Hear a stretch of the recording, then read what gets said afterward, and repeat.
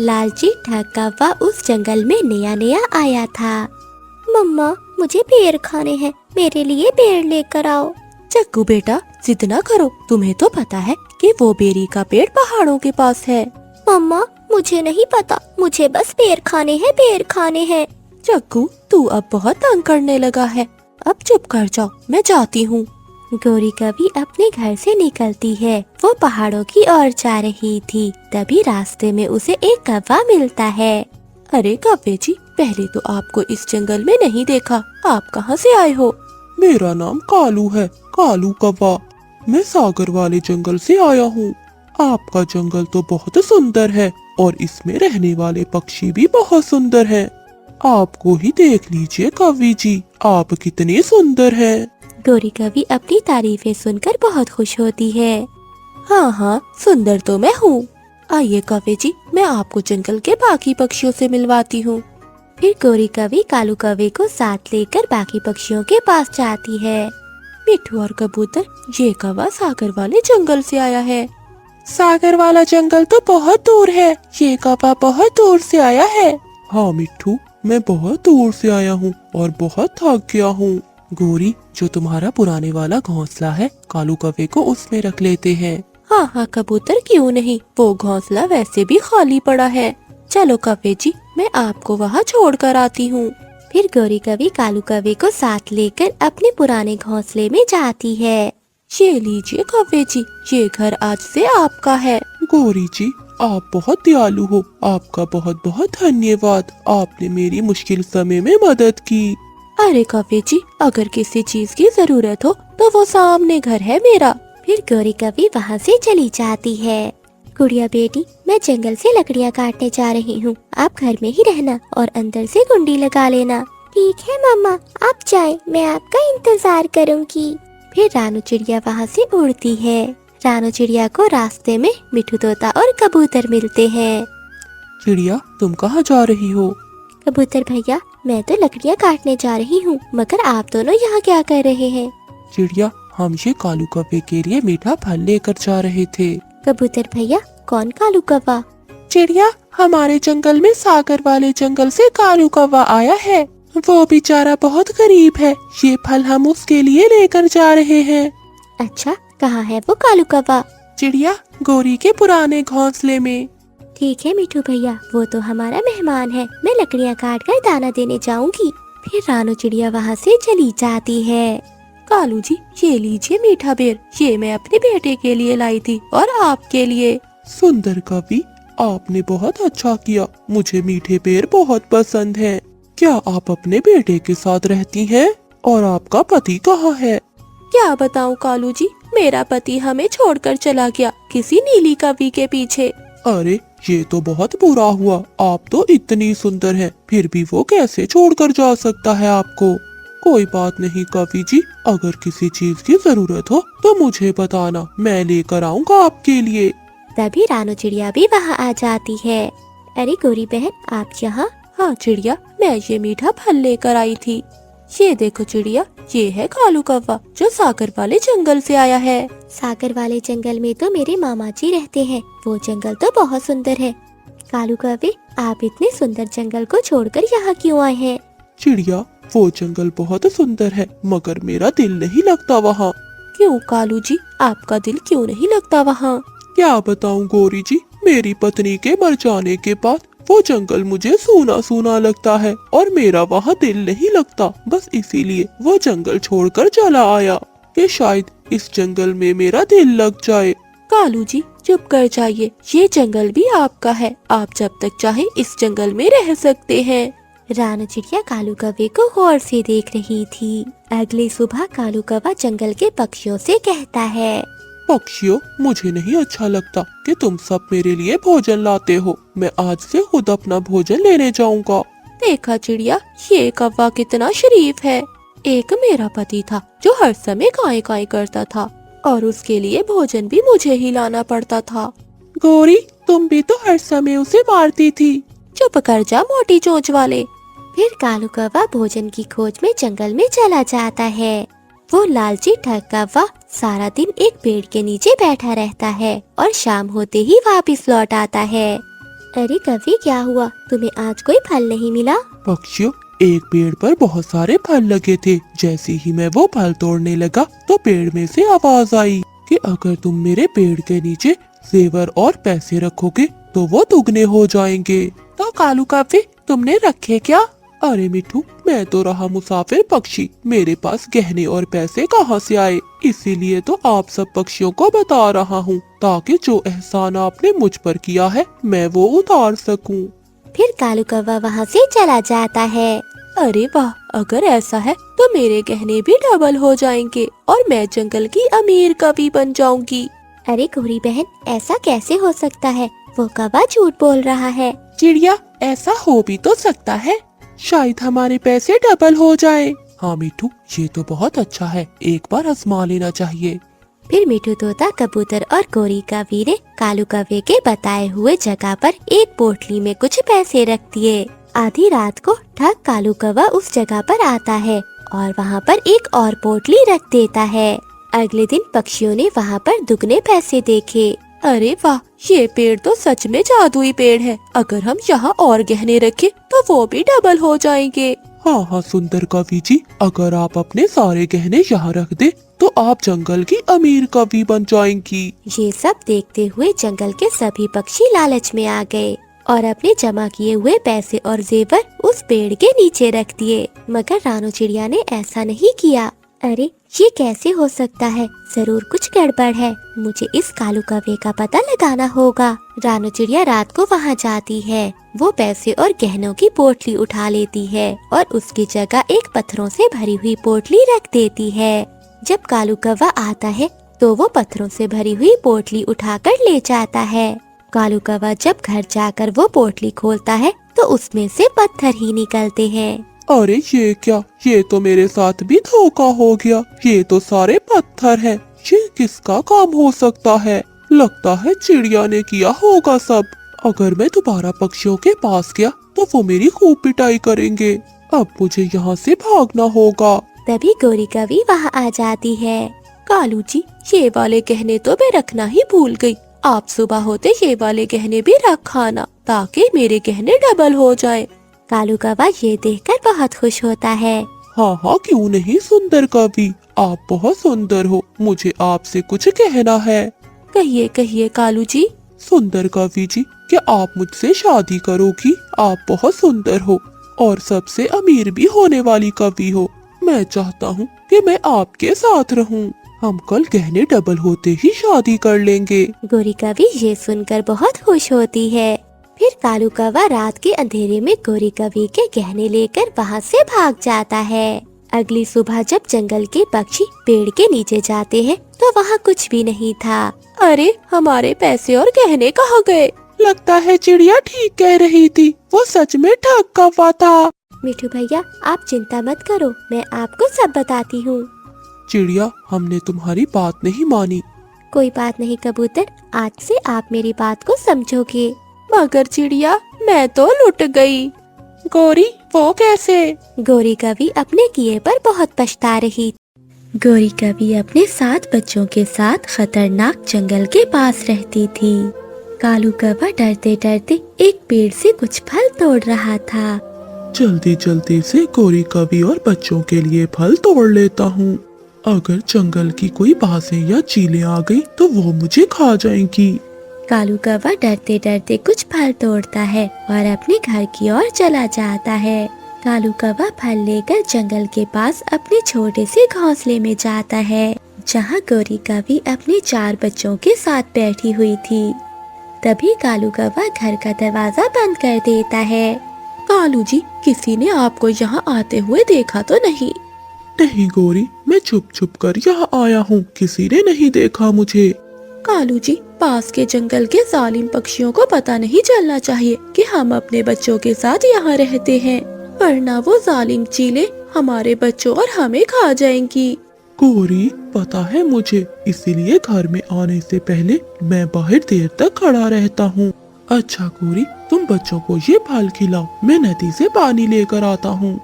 माँ, तुम हमें बाहर खेलने क्यों नहीं जाने देती हो? हमें सारा दिन घर में रहना अच्छा नहीं लगता। मुन्नी बेटा, अभी तुम सब बहुत छोटे हो, यहाँ बाहर हर जगह बहुत खतरा है।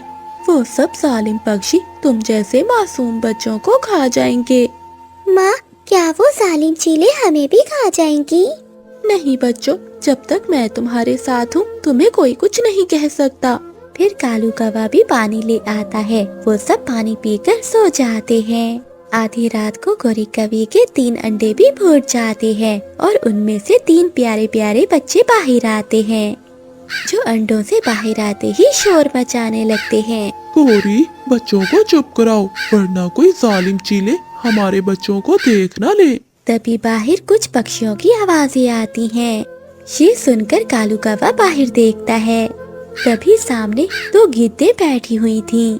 गौरी, बच्चों को चुप कराओ, वरना वो गिद्दे यहाँ आकर हमारे बच्चों को ले जाएंगी। अरे भाई, अभी तो बच्चों की आवाजें आ रही थी। पता नहीं, यहाँ तो कोई भी दिखाई नहीं दे रहा। लगता है वो पक्षी कहीं दूर चले गए हैं। चलो हम उन्हें जंगल में ही देखते हैं। गौरी, अच्छा ही हुआ कि वो जालिम गिद्दे यहाँ से चली गई। आज तो इन छोटे बच्चों ने हमें मरवा ही दिया था। अगली सुबह कालू कौवा बच्चों के लिए फल लेने जाता है और गोरी कवि घर में बैठकर अपने 7 बच्चों की रक्षा करती है। ऐसे ही कुछ दिन बीत जाते हैं। एक दिन गोरी कवि और कालू कौवा अपने 7 बच्चों को लेकर बाहर बैठे हुए थे। तभी दूर जंगल से वो जालिम गिद्दे उन्हें देख लेती हैं। अरे भाई, वो देखो कौवे और कौवे के बच्चे। चलो भाई जल्दी करो, मेरे तो मुंह में अभी से पानी आ रहा है। भाई रुक जाओ, हम अभी इनका शिकार नहीं कर सकते। अगर हमने इनका अभी शिकार किया तो हमें अपना आधा हिस्सा जंगल के राजा बाज को देना होगा। लेकिन भाई, राजा बाज कहाँ है? उसे भला कहाँ पता चलेगा कि हमने इन बच्चों का शिकार किया है? भाई, हम इनका शिकार आज नहीं कल करेंगे, क्योंकि कल जंगल में बाज के बेटे की शादी है। जंगल के सभी पक्षी कल राजा के बेटे की शादी पर जाएंगे और हम इनका शिकार कर लेंगे। राजा बाज ने अपने जंगल में एक कानून बनाया था कि कोई भी अपने जंगल में शिकार नहीं करेगा। अगर कोई शिकार करते हुए पकड़ा गया तो उसे हमेशा के लिए काल कोठरी में बंद कर दिया जाएगा। अगले दिन शाम को गोरी कवि घर में बैठी कालू कौवे का इंतजार कर रही थी। अरे कालू, अभी तक घर क्यों नहीं आए? ये तो सुबह से घर से निकले हुए हैं, अभी तक आए क्यों नहीं? क्या हुआ माँ, आप इतनी परेशान क्यों हो? बच्चों, तुम्हारे पापा सुबह से जंगल में गए हुए हैं और अभी तक लौट कर नहीं आए। पहले तो कभी उन्हें इतना समय नहीं लगा। मेरा मन बहुत घबरा रहा है, कहीं उन्हें कुछ हो न गया हो। नहीं माँ, पिताजी ठीक होंगे। मगर मेरा मन नहीं मान रहा। मुन्नी बेटा, तू अपने बहन भाइयों के साथ यहीं रह और अंदर से दरवाजा बंद कर लेना। मैं जंगल में तेरे पिताजी को देखने जा रही हूँ। जब तक मैं ना आऊँ दरवाजा ना खोलना। गोरी कवि पहली बार अपने बच्चों को घर में अकेला छोड़कर बाहर जाती है। तभी 7 बच्चे घर के अंदर बैठ जाते हैं। थोड़ी देर बाद गोरी कवि के छोटे 3 बच्चे रोने लगते हैं। तभी रानू चिड़िया और मीठू तोता बाहर से गुजर रहे थे। वो बच्चों की आवाज सुनकर रुक जाते हैं। मीठू भैया रुके, ये तो किसी बच्चों की आवाजें हैं। चिड़िया, तुम अपनी जान बचाओ। तुम्हें पता है ना ये जंगल कितना खतरनाक है। चलो यहाँ से। तभी रानू चिड़िया और मीठू तोते को चीलों की आवाजें सुनाई देती हैं। मीठू भैया, लगता है वो जालिम पक्षी इसी ओर ही आ रहे हैं। मीठू भैया, ये आवाजें तो वो सामने वाले घर से आ रही हैं। लगता है वहाँ छोटे बच्चे हैं, हमें उनकी जान बचाना होगी। फिर रानू चिड़िया और मीठू तोता गोरी कवि के घोंसले के पास जाते हैं। अंदर कोई है? दरवाजा खोलो। बच्चों, आपकी जान खतरे में है। बच्चे डरकर दरवाजा खोल देते हैं। बच्चों, आप सबकी जान को खतरा है, आप सब मेरे साथ चलो। बच्चे रानू चिड़िया और मीठू तोते के साथ वहाँ से चले जाते हैं। रानू चिड़िया बच्चों को अपने घर ले जाती है। दूसरी ओर वो गिद्दे रात को गोरी कवि के घर जाती हैं, मगर वहाँ तो कुछ भी नहीं था। भाई, यहाँ तो कोई भी नहीं है। मुझे लगता है वो सब जंगल छोड़कर चले गए हैं। वो दोनों गिद्दे घर से बाहर निकलती हैं तो उन्हें कालू कौवा और गोरी कवि देख लेते हैं। कालू कौवा और गोरी कवि अपने घर जाते हैं। अरे बाप रे, कालू जी, हमारे बच्चे कहाँ चले गए? लगता है उन कीटों ने हमारे बच्चों को खा लिया। गौरी कभी रोने लगती है। गौरी चुप कर जाओ, चलो हम जंगल के राजा बाज के पास जाकर उन गिद्धों की शिकायत करते हैं। हम उन दोनों को छोड़ेंगे नहीं। तभी वो दोनों पास के जंगल के राजा बाज के पास जाते हैं। वो राजा को सारी बात बताते हैं। बाज राजा, आपके जंगल की गिद्धों ने हमारे बच्चों को खा लिया। आप हमारे साथ न्याय कीजिए, उन दोनों को कड़ी से कड़ी सजा दीजिए। चुप कर जा कवि, हमने नहीं खाया तेरे बच्चों को। बाज राजा, आप इनकी बात क्यों सुन रहे हैं? ये तो हमारे जंगल की है भी नहीं। हाँ बाज राजा, ये तो इस जंगल के हैं भी नहीं। आप इन्हें हमारे हवाले कर दीजिए, हम आप तक आधा हिस्सा पहुंचा देंगे। सुनो कव्वे, इस जंगल में सिर्फ इस जंगल के पक्षियों की ही बातें सुनी जाती हैं। सुनोगी तो इन्हें लेकर यहाँ से चले जाओ, इनके साथ जो भी करना है करो। फिर वो गिद्धे कौवों को लेकर अपने जंगल से बाहर चली जाती हैं। वो कौवों पर हमला करने ही वाली थीं कि पास के जंगल की महारानी चील और चिड़िया मिठू तोता सब आकर उन गिद्धों पर हमला कर देते हैं। गिद्धे मुश्किल से अपनी जान बचाकर वहाँ से भागती हैं। आप सबने हमारी जान क्यों बचाई? मैं भी मर जाना चाहती हूँ। मेरे बच्चे नहीं तो मैं जिंदा रहकर क्या करूँगी? कवि बहन, आप चिंता नहीं करें, आपके बच्चे मेरे पास हैं। फिर रानू चिड़िया गौरी कवि को सारी बात बताती है। फिर गौरी कवि और कालू कौवा रानू चिड़िया के घर जाते हैं। वो अपने बच्चों को देखकर बहुत खुश थे। गौरी बहन, आज से आप हमारे जंगल में ही रहें, क्योंकि हमारा जंगल बहुत सुरक्षित है। हमारे जंगल की महारानी चील बहुत अच्छी है, वो हम सबकी रक्षा करती है। उस दिन के बाद से कालू कौवा गौरी कवि अपने बच्चों के साथ उसी जंगल में रहने लगते हैं। जंगल में घने बादल छाए हुए थे। सभी पक्षी अपने अपने घोंसलों में जा रहे थे। जंगल में बहुत तेज हवाएं चल रही थीं। तेज हवा से गौरी कवि और कालू कौवे का घर नीचे गिरकर टूट जाता है। वो मुश्किल से अपनी जान बचाते हैं। कालूपति जी, घोंसला तो टूट गया और बारिश भी होने वाली है। बताओ, अब हम बारिशों के दिन कहाँ गुजारेंगे? गौरी, तुम चिंता ना करो, दूसरे जंगल में मेरे जानने वाली एक चिड़िया रहती है। हम बारिशों के दिन वहीं गुजार लेंगे। वैसे भी इस जंगल में अब बारिशें शुरू हो गई हैं। हाँ हाँ कालू जी, जल्दी करो, हम दूसरे जंगल चलते हैं, इससे पहले के बारिश में भीग जाएं। फिर कालू कौवा और गौरी कवि चिड़िया के जंगल जाने के लिए वहाँ से उड़ जाते हैं। वो चिड़िया के जंगल पहुँच जाते हैं और थक जाते हैं। वो थोड़ा आराम करने के लिए रुकते हैं। कालू, मुझे तो बहुत भूख लगी हुई है, क्या हमें यहाँ कुछ खाने को मिलेगा? गौरी, तुम यहीं बैठो, मैं जाकर देखता हूँ।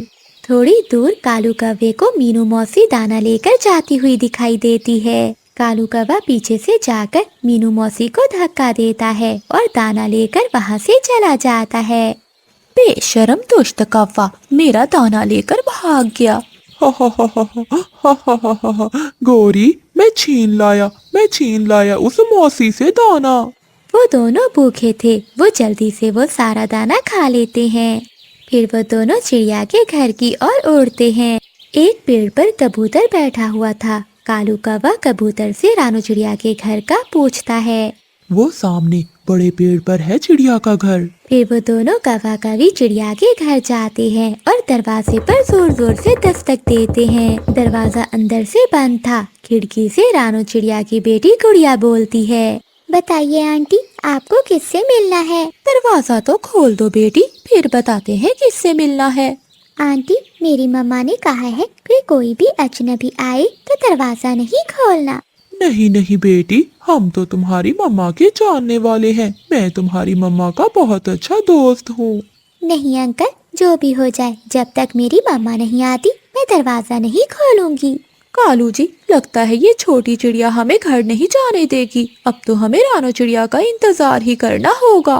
मिठू भैया, अब मैं चाहती हूँ, मुझे घर जाकर अपनी बेटी को दाना भी देना है। फिर रानू चिड़िया अपने घर की ओर चली जाती है। कालू कवि, तुम यहाँ कैसे?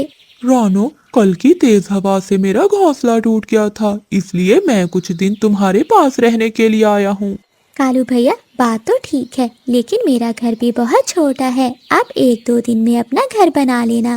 फिर रानू चिड़िया गोरी कवि और कालू कवि को घर के अंदर ले जाती है। चिड़िया, तुम्हारी बेटी ने तो दरवाजा ही नहीं खोला, मैंने कितना कहा इसे। हाँ गोरी, मैंने खुद ही मना किया है इसको, क्योंकि सुना है जंगल में एक चील फिर रही है। फिर रानू चिड़िया उन्हें खाने के लिए दाना देती है। वो दोनों पति पत्नी मजे मजे से वो दाना खाते हैं और सो जाते हैं। अगली सुबह हो जाती है। कालू कौवा और गोरी कवि सुबह सुबह घर से निकलते हैं और पहाड़ों की ओर चले जाते हैं। वहाँ एक गुफा के पास बड़ी चील बैठी हुई थी। चील के पास एक मीठे फल का पेड़ भी था। कालू जी, मेरा तो मीठे फल खाने को बहुत मन कर रहा है। ये मीठे फल का पेड़ उस चील का है। अगर हमें मीठे फल खाने हैं तो पहले चील से पूछना होगा। गोरी कवि और कालू कौवा चील के पास जाते हैं। चील दी, मेरी पत्नी का मीठे फल खाने को बहुत मन कर रहा है, क्या हम मीठे फल खा सकते हैं? हाँ कवि और कवि, ये पेड़ मेरा है, तुम इस पेड़ से एक फल तोड़कर खा सकते हो। फिर वो दोनों कौवे एक फल तोड़कर खाने लगते हैं। वो फल बहुत मीठा था। चील दी, ये फल तो बहुत मीठा था, क्या हम कल भी यहाँ ये मीठे फल खाने आ सकते हैं? हाँ हाँ कव्वे, क्यों नहीं। अगर बदले में तुम मुझे मांस देने का वादा करो तो तुम ये सारे फल खा सकते हो। चील दी, तुम चिंता न करो, हम धोखे से किसी न किसी पक्षी को यहाँ ले ही आएंगे। इन मीठे फलों को खाने के लिए मैं कुछ भी कर सकती हूँ। मम्मा, मुझे ये कौवे ठीक नहीं लगे। देखा नहीं आपने, ये कैसी लालच वाली बातें कर रहे थे। गुड़िया बेटी, ये कौवा मेरे बचपन का दोस्त है, 2 दिन रहकर चला जाएगा। फिर कौवा और कवि वहाँ आ जाते हैं। गोरी और कालू, तुम दोनों कहाँ गए हुए थे? हम तो अपने लिए बड़ा मजबूत घर बना रहे हैं। फिर तो आप यहाँ से चले जाएंगे।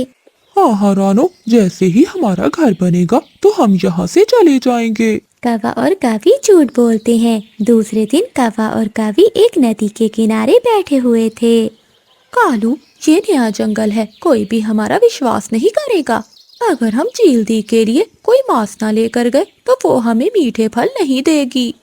गोरी, चिड़िया चिड़िया हमारा विश्वास जरूर करेगी। हम चिड़िया को ही बलि चढ़ा देंगे। मैं अभी जाकर चिड़िया से झूठ बोलकर उसे पहाड़ों की ओर लेकर आता हूँ। कालू कौवा चिड़िया के पास जाता है। चिड़िया चिड़िया, पहाड़ों के पास बुलबुल गिरी पड़ी है, वो मदद के लिए तुम्हें पुकार रही है। रानो बहन कहकर पुकार रही थी। कौवे भैया, आप भी मेरे साथ चले, हमें बुलबुल की मदद करना होगी। कालू कौवा ऐसे झूठ बोलकर रानो चिड़िया को अपने साथ ले जाता है। गोरी कवि चील के पास पहले ही पहुंच गई थी। चील दी, तुम्हारा भाई कालू चिड़िया को लेकर आता ही होगा, फिर हमें मीठे मीठे फल खाने देना।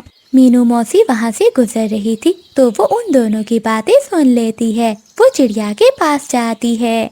चिड़िया, रुक जाओ, ये कौवा तुम्हें धोखे से लेकर जा रहा है। अगर तुम इस कौवे के साथ गई तो वो चील तुम्हें खा जाएगी। ये वही कौवा है जो मेरा दाना भी लेकर भाग गया था। ये मौसी तो झूठ बोल रही है। मेरी मीनू मौसी कभी झूठ नहीं बोलती। चलो रानो, घर वापस चलते हैं। मीनू मौसी रानो चिड़िया को रास्ते में ही वापस ले जाती है। जब शाम तक कालू कौवा वापस नहीं आता तो गोरी कवि चील से कहती है, चील दी, मैं अभी जाकर कालू को देखती हूँ, कालू न जाने कहाँ रह गया है। गौरी, अगर तुम मुझे मांस ही खिलाना चाहती हो तो क्यों ना मैं तुम्हारा ही मांस खा लूं। मुझे मांस मिल जाएगा और तुम्हारे पति कालू को फल। ऐसा कहते हुए भूखी चील गोरी कवि पर हमला कर देती है और उसे मारकर खा जाती है। ऐसे बुरे कौवों को उनके किए की सजा मिलती है।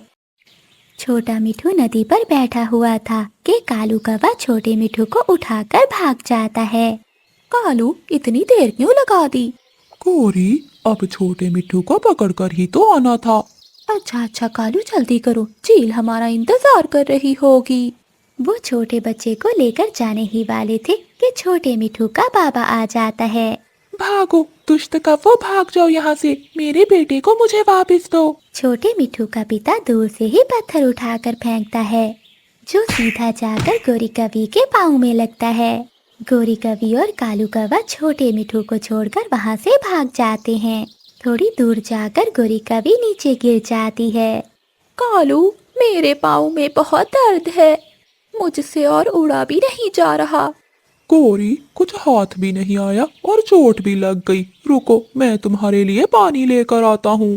कालू कौवा गोरी कवि को वहाँ छोड़कर पानी लेने चला जाता है।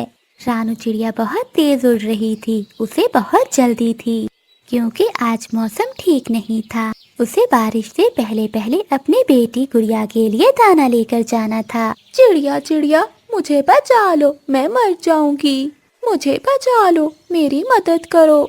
रानू चिड़िया घायल कवि को देखकर वहाँ आ जाती है। क्या हुआ गोरी बहन, तुम घायल कैसे हो गई? चिड़िया, मैं एक बूढ़े पक्षी की मदद कर रही थी कि मैं घायल हो गई। चिड़िया, मेरे पाँव पर पट्टी बांध दो। आप यहीं रुके, मैं आपके लिए पट्टी बांधने का सामान लेकर आती हूँ। रानू चिड़िया वापस अपने घर जाती है। मम्मा, आज आप बहुत जल्दी दाना लेकर आ गई हैं। नहीं गुड़िया बेटी, एक कवि बहुत मुसीबत में है, मैं अभी उसकी मदद करने जा रही हूँ। रानू चिड़िया अपने घर से पट्टी का सामान लेकर गोरी कवि के पास जाती है। मेरे पाँव में बहुत दर्द है। रानू चिड़िया गोरी कवि के पाँव पर पट्टी बांध देती है। कवि, मैंने पट्टी बांध दी है, अब तुम घर जा सकती हो। रानू चिड़िया वहाँ से जाने लगती है तो गोरी कवि रानू चिड़िया से कहती है, चिड़िया, पूरी नेकी करो, आधी नेकी ना करो। मैं घायल हूँ, भला मैं अपने घर कैसे जा सकती हूँ। चिड़िया, आज की रात तुम मुझे अपने घर में रख लो।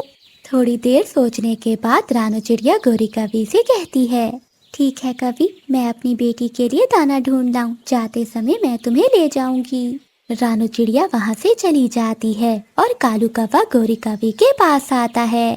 गौरी, यहाँ तो दूर दूर तक पानी नहीं है। अरे गौरी, तुम्हारे पाँव पर पट्टी किसने की? कालू, शिकार मिल गया। एक पागल चिड़िया मेरी बातों में आ गई है और उसके घर में एक छोटी चिड़िया भी है। अब कालू, हम उसे आसानी से पकड़ सकते हैं। गौरी, मगर वो कैसे? कालू, बस तुम बेरी के पेड़ पर मेरा बैठकर इंतजार करना, मैं वहाँ रात को आऊंगी। रानू चिड़िया दाना ढूंढ लेती है। जैसे ही रानू चिड़िया दाना ढूंढती है तो वहाँ तेज बारिश शुरू हो जाती है। अगर मैं कवि की मदद न करती तो अब तक मैं अपने घर में होती, मगर वो घायल थी और दर्द में थी। रानू चिड़िया बारिश में ही वापस उड़ती है और गोरी कवि के पास आती है। गोरी कवि, जल्दी से मेरे पीछे पीछे आ जाओ, बारिश और भी तेज होने वाली है। गोरी कवि उड़ती है, वो चिड़िया के पीछे पीछे जाती है। रानू चिड़िया गोरी कवि को अपने घर ले जाती है, मगर रानू चिड़िया ये नहीं जानती थी कि वो जिस कवि की मदद कर रही है वो बहुत बुरी है। मम्मा, ये कवि कौन है? गुड़िया बेटी, ये वही कवि है जिसके पाँव में चोट लगी थी, मैं इसे अपने घर ले आई हूँ। मम्मा, मगर आप तो कहती हैं कि कवों का कभी विश्वास नहीं करना चाहिए, कवि बहुत बुरे होते हैं, मगर ये कवि घायल है और मुसीबत में है। गोरी कवि गुड़िया की बात गौर गौर से सुन रही थी। नहीं नहीं गुड़िया, मैं बुरी कवि नहीं हूँ, मैं तो बहुत अच्छी कवि हूँ। मैं तो सभी पक्षियों की बहुत मदद करती हूँ। रानू चिड़िया गोरी कवि को अच्छा भोजन देती है। रानू चिड़िया गोरी कवि को नया घोंसला देती है और खुद अपनी बेटी के साथ पुराने घोंसले में सो जाती है। बारिश भी जोरों पर थी। आधी रात को गोरी कवि उठ जाती है। वो चुपके से गुड़िया को उठाकर वहाँ से खिड़की के रास्ते भाग जाती है। मुझे छोड़ दो, मुझे छोड़ दो, बुरी कवि आंटी, मुझे छोड़ दो। मगर गोरी कवि तेजी से उड़ते हुए बेरी के पेड़ पर जाती है। ये गौरी की बच्ची खुद चिड़िया के घर में मजे कर रही है और मुझे यहाँ बारिश में भीगने के लिए छोड़ गई है। अब ऐसी बारिश में मैं कहाँ जाऊँ? तभी कालू कवि को गोरी कवि के उड़ने की आवाज आती है। आ गई, मेरी पत्नी आ गई। कालू जी, मैं अकेली नहीं आई, देखो देखो, मैं तो साथ में शिकार भी लाई हूँ। हाँ गौरी, अब हम ये छोटी चिड़िया चील को बेच देंगे और फिर जंगल के अमीर कौवे बन जाएंगे। कालू, बारिश बहुत तेज है, थोड़ी देर बैठकर बारिश रुकने का इंतजार करते हैं। गौरी, वो देखो सामने एक पेड़ की खोखर, हम दोनों चलकर वहाँ बैठ जाते हैं और इस छोटी चिड़िया को यहाँ पेड़ से बांध देते हैं। आंटी, गौरी आंटी, मुझे छोड़ दे, मैं यहाँ बारिश में मर जाऊंगी, प्लीज आंटी, मुझे छोड़ दे। कोई बात नहीं गुड़िया, वो चील आंटी भी तुम्हें मार कर ही खाएगी। फिर वो दोनों कौवा और कवि गुड़िया को पेड़ से बांधकर पेड़ की खोखर में जाकर बैठ जाते हैं। गुड़िया, मेरी बेटी गुड़िया, गुड़िया बेटी कहाँ हो तुम? और वो घायल कवि भी नहीं है। मैं धोखे में आ गई। वो काली कवि मेरी बेटी को उठा कर ले गई। रानू चिड़िया तेज बारिश में घर से निकलती है। वो तेज बारिश में अपनी बेटी को ढूंढ रही थी। गुड़िया, गुड़िया बेटी कहाँ हो आप? कालू कौवा और गोरी कवि पेड़ की खोखर में सो जाते हैं। उसी पेड़ में एक सांप भी रहता था। जैसे ही सांप की नजर उन दोनों पर पड़ती है तो वो उन दोनों को जाकर डस लेता है। मर गया गोरी, मर गया। मुझे सांप ने डस लिया है। कालू, मुझे भी सांप ने डस लिया है। मुझे बचा लो कालू। तुम दोनों मरोगे और मेरा भोजन बनोगे। गुड़िया भी सामने ये सब देखकर बहुत डर रही थी। वो सांप दोनों कौवों को मार देता है। रानू चिड़िया अपनी बेटी को ढूंढ रही थी कि उसे रास्ते में कबूतर मिलता है। क्या हुआ चिड़िया, तुम आधी रात को बारिश में क्यों भीग रही हो? कबूतर भैया, वो दुष्ट कौवे मेरी गुड़िया को उठा कर ले गए। मैं अपनी गुड़िया को ढूंढ रही हूँ।